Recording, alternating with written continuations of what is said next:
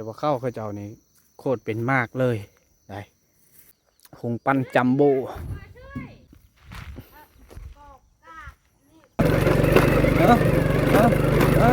ต่อจอดไว้อยู่วันนี้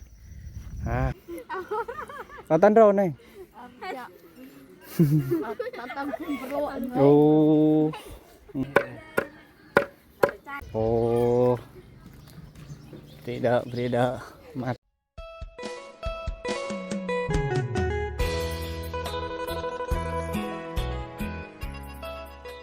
โอ้ฮักกันแล้วทุกคนเลยนะประมาณ1 ชั่วโมงนี่แหละเอาสบายดียามตอนแรกทุกคนเลยและก็สบายดีพ่อแม่พี่น้องทุกคนเด้อที่กำลังติดตามเลยครับส้มวิดีโอบ่าวเคบานปลาทุกคนเลยตอนนี้บ่าวเคกับอยู่หน้าพี่แหละทุกคนเลยนอนหน้านะตอนนี้ก็กำลังเมียนเข้าอยู่กองเอาไว้กองไว้แบบนี้นะตอนนี้เข้ากระหลายได้4-5 ตาเป็นลายสมองลายเติบตอนนี้ก็บ่ค่อยมีเวลาไปเที่ยวชมหมู่บ้านปานใดทุกคนเลยนี่แหละตอนนี้ก็กำลังเก็บเมียนเข้านี่แหละตอนนี้ยังเหลือน้อยนะตอนนี้เวลาก็17 โมงปลายเลยหรือว่า17 โมงปลายนี่แหละทุกคนเลยทุกคนเลยตอนนี้บ่าวเคก็นอนหน้าผู้เถียงหน้านอนหน้าได้ตอนนี้กำลังเก็บเมียนเข้าอยู่นี่แหละทุกคนเลย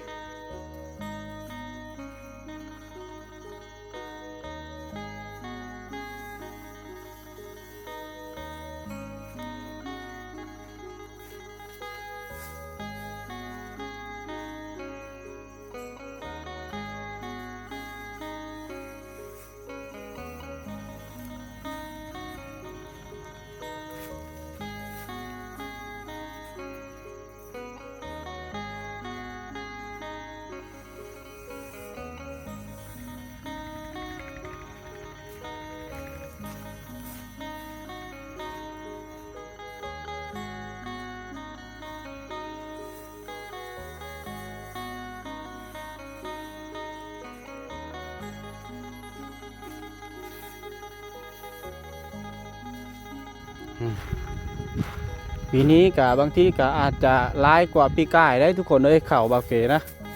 ปีนี้นี่อันนี้เข้าทีมันตกเองมันปลาตัวจังไรดีเนาะแบบนี้นี่ตกเอียอันนี้ต่างหากเลยเอา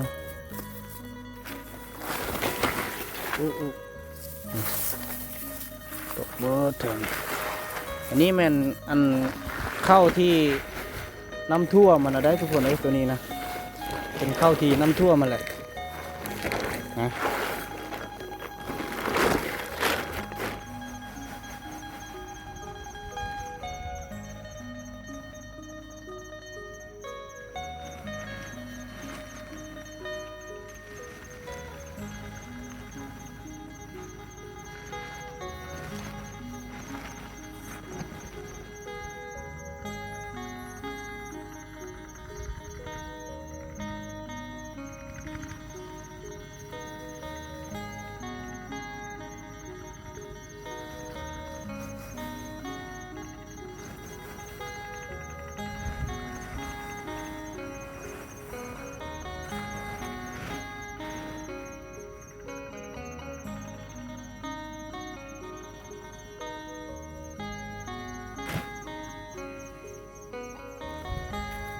แล้วเป็นที่เรียบร้อยตอนนี้ก็กำลัง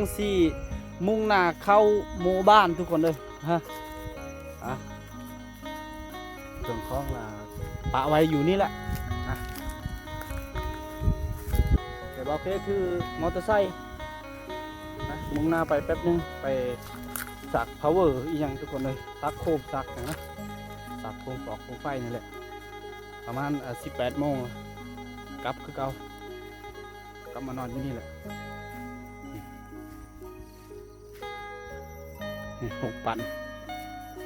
ถ้าว่าเอาเกสิปั่นเข้าก็ต้องเลยเอาหกปั่นตัวนี้แหละมาปั่นทุกคนเลย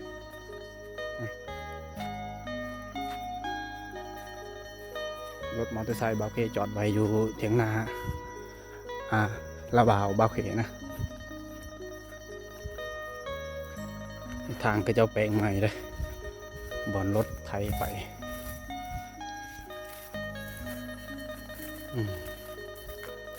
นาเขาเจ้า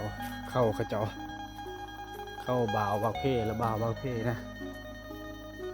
เขาเจ้าว่ากับเข้านี่แหละทุกคนเลยส่วงนี้ยามนี้เลี้ยวไส้กับเขาแต่เห็นแต่เข้านี่แหละแต่ว่าเข้าเขาเจ้านี่โคตรเป็นมากเลยได้พันเดียวแล้วกับเข้าบาวเคพันอันเดียวกันนั่นแหละเอานี่กลุ่มเขาเจ้านี่แหละมอเตอร์ไซค์บาวเค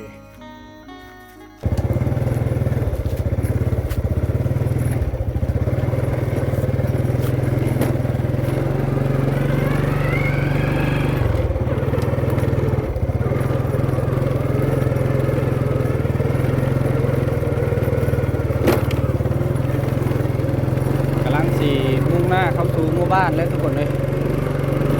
ไป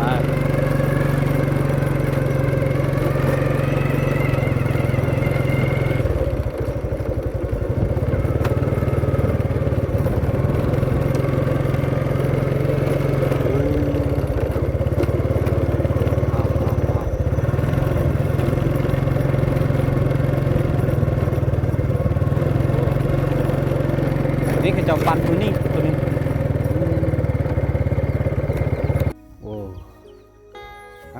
อันนี้โดยเนี้ยกี่โดยมาเบี้ยนี่พากระโปรงอันนี้ต่างแนวพันธุ์มันออกต่างสี่โลดทุกคนเลยโดยนี่เบอร์นี้ก็60ซ่ามาเบอร์ได้60เป่าเบอร์นี้ถือกว่ามันเถอะหมูคันสิเป้าหมูเทียวสิเป้าเทียว18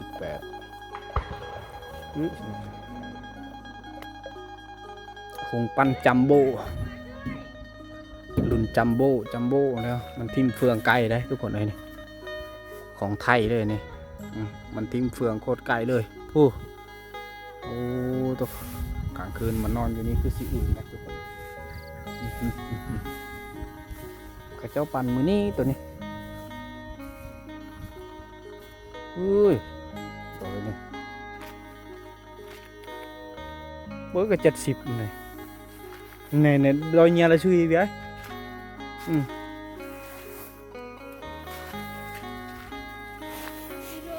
พากุโบทุกคนเลย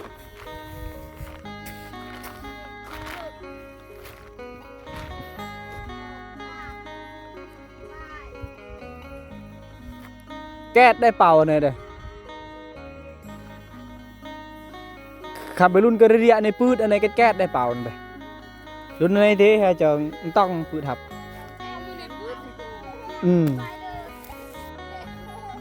เทอ้อยดอยมอมแบบเมื่อกี้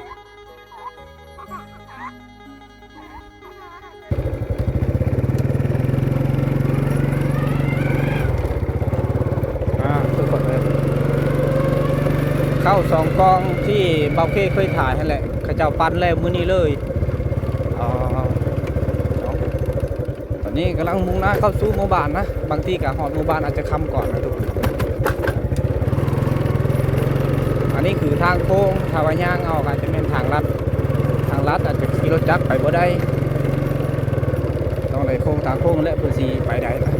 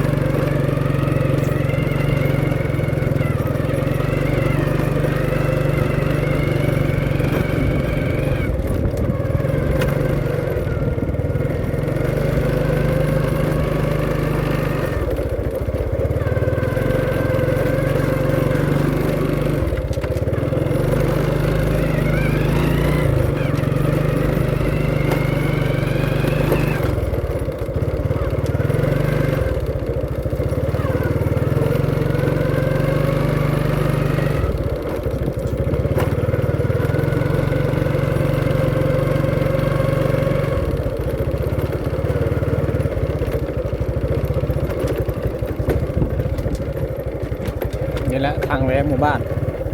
ถ้าแวะทางพุ่นกับทางหมู่บ้านบางเพทุกคนถ้าแวะทางนี้ทางหมู่บ้านเขาเจ้านะบางเพเคยไปตลอดหมู่บ้านนะตอนนี้ค่ำแล้วก็อาจจะบ่ทันนะทุกคนนะ นี่คือจุดขี้ต้มจุดนี้เป็นจุดขี้ต้มหลายสุด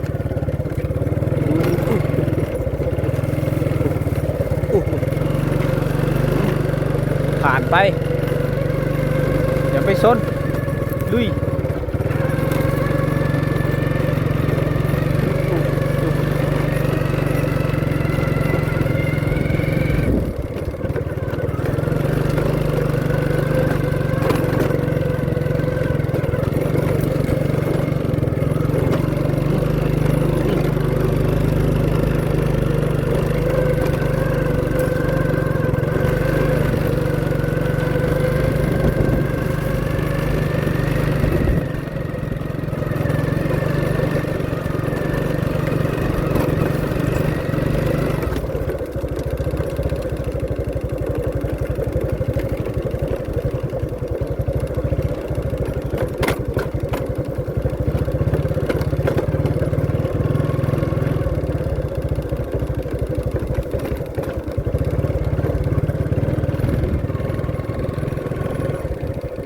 เจ้าอยู่นี่ตลอดเลยประจำเลยในช่วงแต่ช่วงฤดูต่ำจนฮอดฤดูเกี่ยวเจ้าพักอยู่นี่แหละเข้ากับเจ้านี่ก็หลายแล้วทุกคนเลยหลายเติมเลย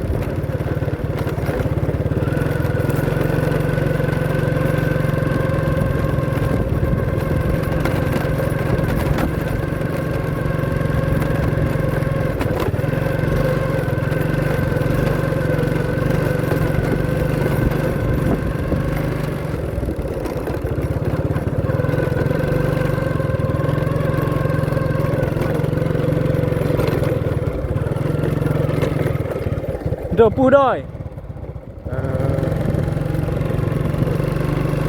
ถามร้านสายเพิ่นมาเตนานะ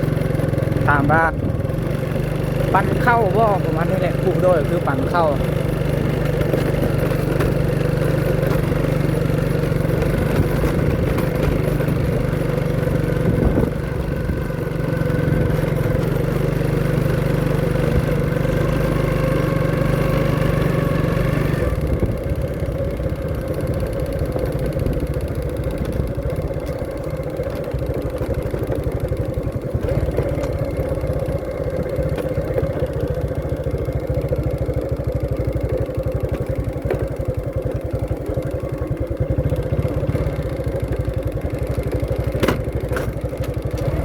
ลงรถได้เลยได้ทุกคนเลย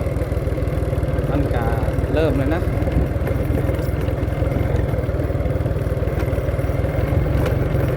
มีเบรกมันมีอย่างเลยขี่ลงไปเรื่อยๆทุกคนเลยโมเกียวกับเบรกไปโมเกียวกับเบรกแล้วมันขึ้นภูได้ พ่อเออฮะเออเออเออเออโอ้เอาเอานี่เอา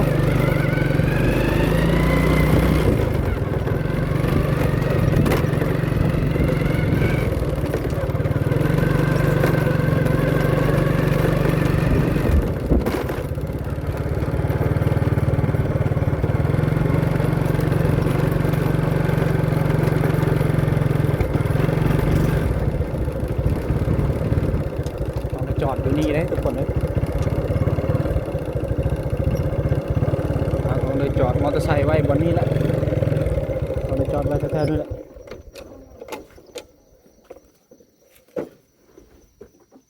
นะอ๋อหอดห้วยก็ถือว่าลงห้วยก็ยังบ่ทันใดเด้ก็ต้องได้หาบอลจอดบอลยังนี่แหละจอดมอเตอร์ไซค์ปะไว้อยู่วันนี้ทุกคนเลยนี่เขาต้องได้จอดไว้อยู่จุดนี้เลยเขาไปบ่ด้นออกเขาว่านอนหน้ากับนอนเผาเข้าหน้าเขาก็ต้องไปแป๊บนึงนะสร้าง power เพิ่มก่อน power ก็ใกล้สิเบิดแล้วเอาแจกกระจากับคอยมีได้ทุกคนเอาจอดไว้อยู่วันนี้ไปมุ่งหน้าเข้าสู่หมู่บ้านเลยตอนนี้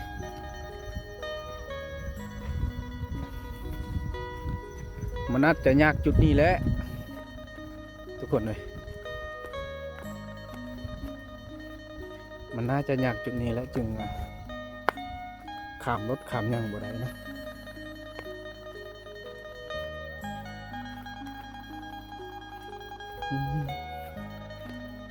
บางคนเราก็จะเอามาอาบอยู่นี่ได้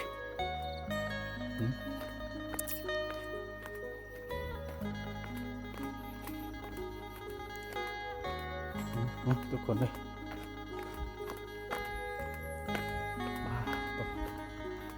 โอ้ลืมถือสบู่เมื่อกี้ถ้าว่าถือสบู่ก็อาจจะอาบได้เลยทุกคนเลยไม่ได้ถือสบู่ตัวนี้ยังเลยจอดขาส่งก่อนน้ำก็ตื่นอยู่เพียงแขนเพียงยั่งนั่นแหละบ่ฮอดหัวเกาะหัวเข่าดอกทุกคนเลยไปห้วยตัวนี้มีปีงหลายเลยเป็นห้วยที่ใหญ่ห้วยที่ใหญ่ที่สุดสำหรับขอบเขตในห้วยตัวนี้แหละห้วยใหญ่ห้วยตัวนี้ก็คือว่าไกลสีหอดบ้านทุกคนน่าจะเคยหู้นะถ้าใครที่เคยเบิ้งวิดีโอบาเก้ทุกคนเลยไปนี่แหละถ้าว่าถือรถก็มันจะแบบนี้แหละมันจะควัดแบบนี้แหละ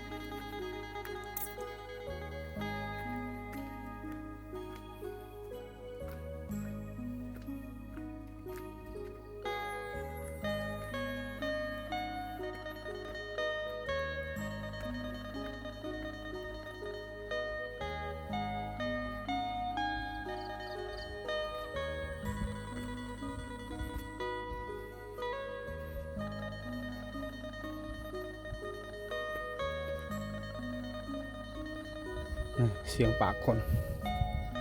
ก็เจ้าลงอาบน้ำด้วย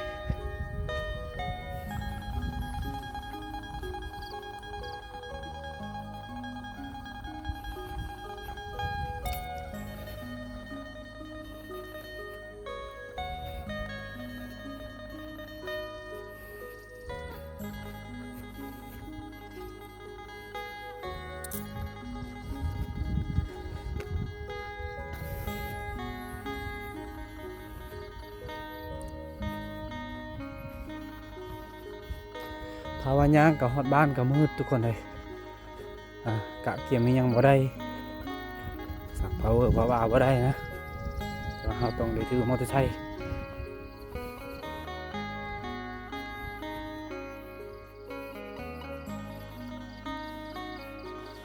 จุดนี้นะธรรมดาอยู่เขาเคยย่างอยู่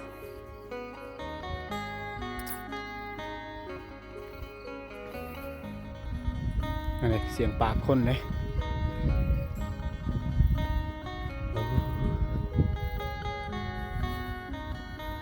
เจ้า จ้าลงอาบน้ำทุกคนเลยนี่แหละทางลง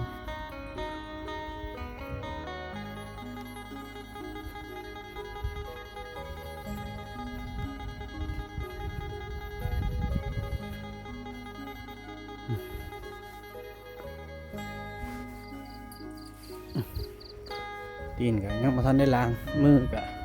เบิ้งเกี่ยวเขามัดมือบ้าทุกคนเลยเอาน้ำมักจับผสมกับไม้ไผ่หัวพระเจ้าต้องเลยเอาตะปูมาตอกมายังเลยนี่นะไม้ไผ่นี่น้ำมักจับผสมกันเบิ้งกับงามอยู่แล้วก็ปลอดภัยสำหรับแบะอีหยังนี่แหละมันจะเข้าบ่ได้เลย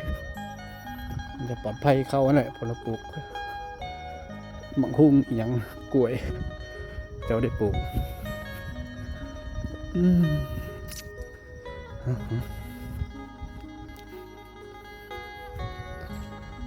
ทุกคนเลย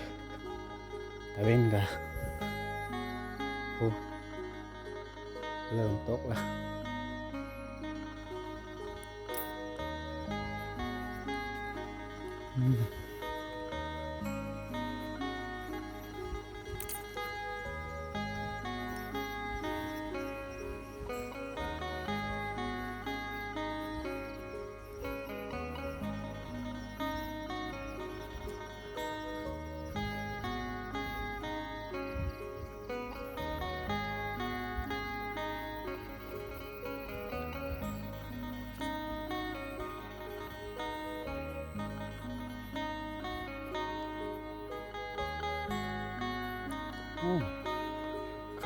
ขำลงเลย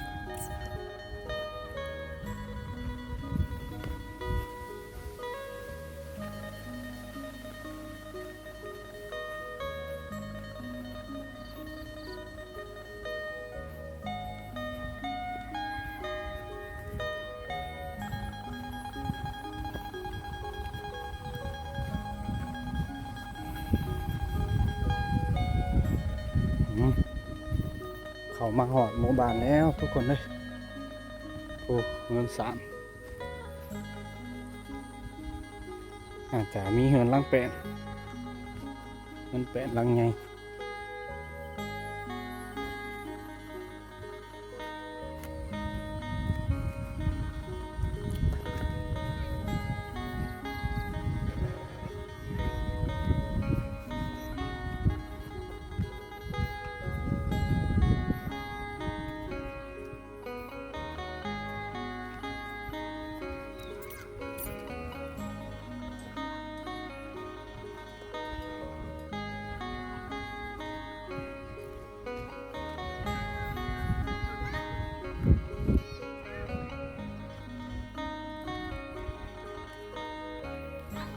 เข้าหอดบ้านกับมันน่าจะขำจะมืดนะทุกคนเลยเริ่มมืดเริ่มยังอากาศนะช่วงนี้อากาศเป็นช่วงฤดูหนาวแน่มายามนี้สิ่งที่บริควรผ่านสายตาก็คือถามว่าเขาหมู่บ้านนะก็คือเห็นเขาเจ้าฟิงไฟนี่แหละ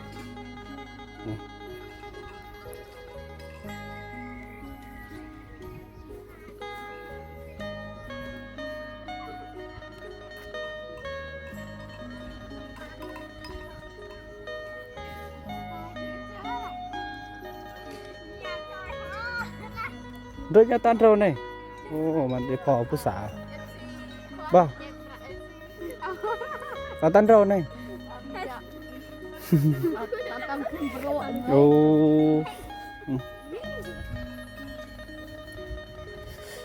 ป้าตัวนี่แหละเห็นบ่เดี๋ยวพ่อเขาเจ้านั่งสิงไฟทุกคนเลย Đỡ kìa. Lòng pil. Ha. Ừ.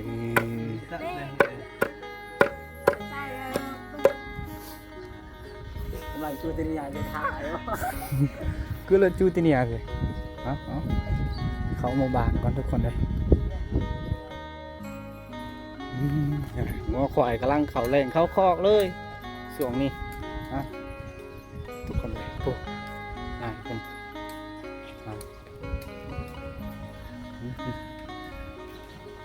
เป็ดไก่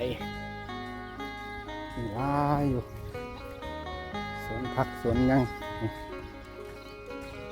ปลูกง่ายได้กินไวตัวเล็กเด้อ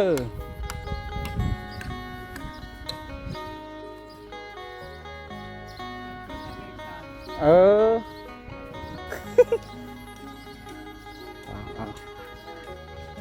เข้าไปอยู่ห้ามขาตัวนี้ก่อนตัวเมะเป็นยังไงต้น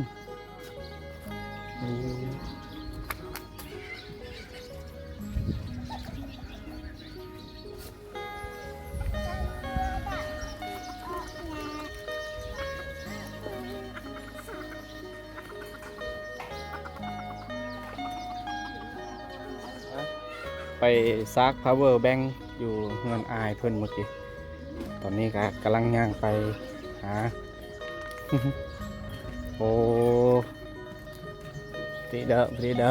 มาแต่ตักน้ำทุกคนเลย